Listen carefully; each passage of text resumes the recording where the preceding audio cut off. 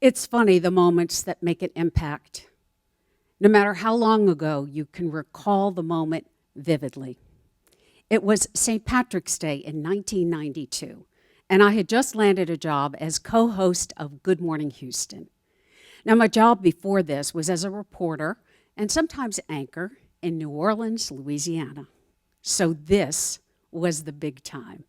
Live, unscripted morning TV, where anything could happen, and often it did. So in live TV, there are two important meetings each day, the one before the show and the one after. On this day, in the meeting before the show, the executive producer went over the rundown.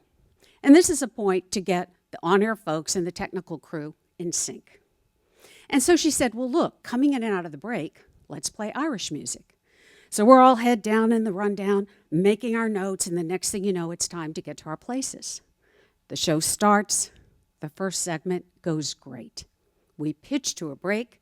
The Irish dancers are poised for their shot, and there's no music. It was awkward, and the seconds feel like eternity.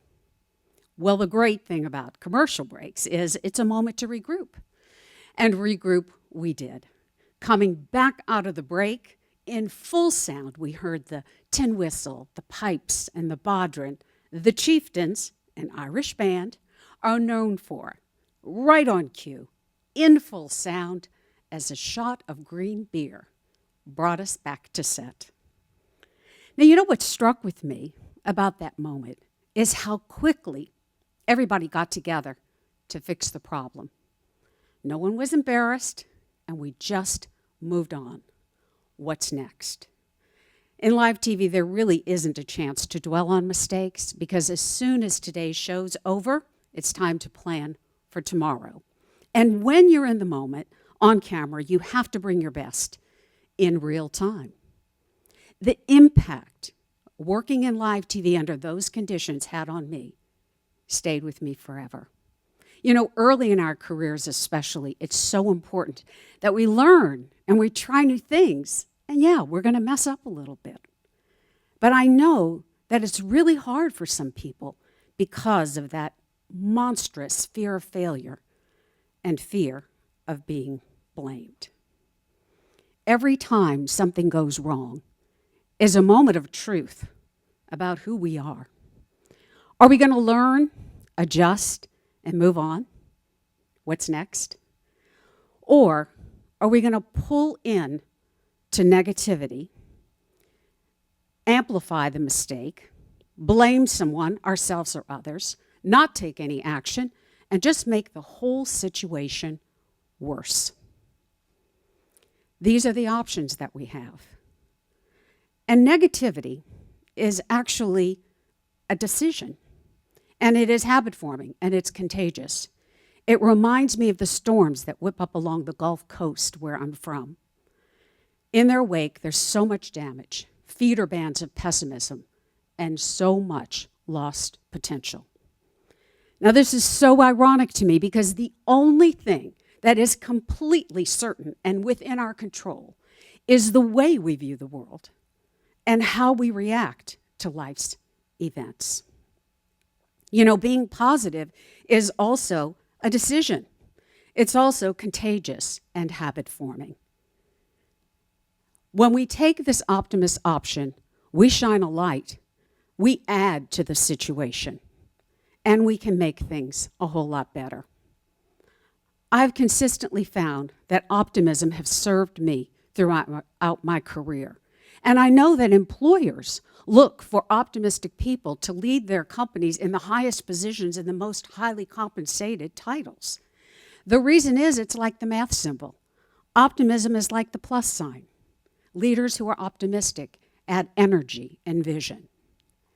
And leaders who are negative, sometimes disguised as realists, subtract, like the minus sign, throwing a cloud of doubt, lack of trust and faith in the future.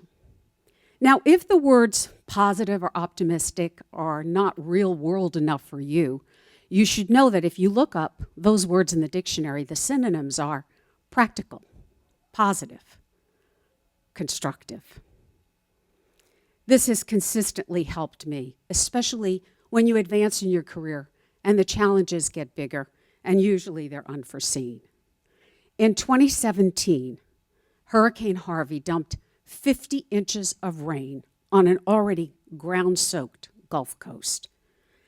The week before, the forecasters were saying this could happen, and the general manager of the CBS station in town where I used to work, we both knew it could happen.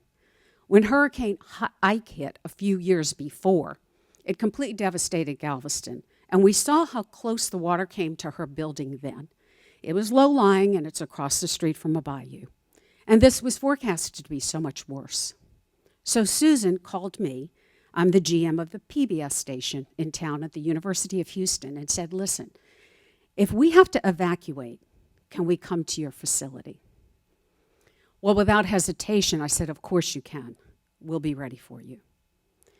So on September 17th, we had to put that plan into action as America's fourth largest city was completely underwater.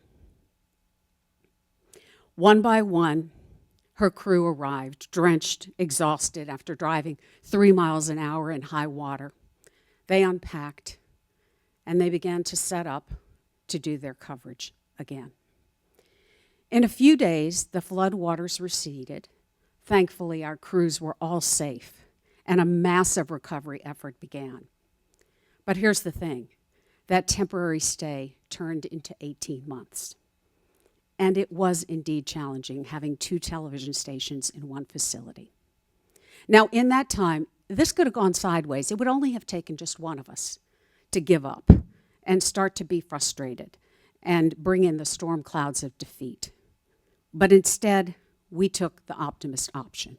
We just took it a day at a time, taking care of what was rising up, whether it was technical problems that we had to solve in the building, whether it was parking lot wars because there weren't enough spaces, or just finding ways to boost employee morale.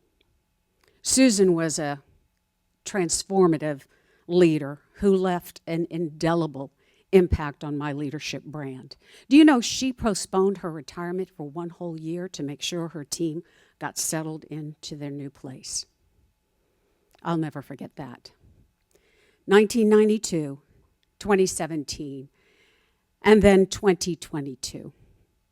The biggest moment of truth for me and test of my optimism. My Zumba dancing, vibrant mother was diagnosed with pancreatic cancer. Now, her reaction was quick and brave. Okay, let's start treatment. Mother always saw her glass as half full, and she really did not have patience or tolerance for people who were always complaining and saw their glass as half empty. Now, when I heard the news, I was in my office, and I couldn't hold back the tears. This time, there was no quick recovery for me. Mom was the single most influential person in my life. In September, a year later, we lost Mom, but you need to know, she fought that disease for 13 months, a very aggressive disease.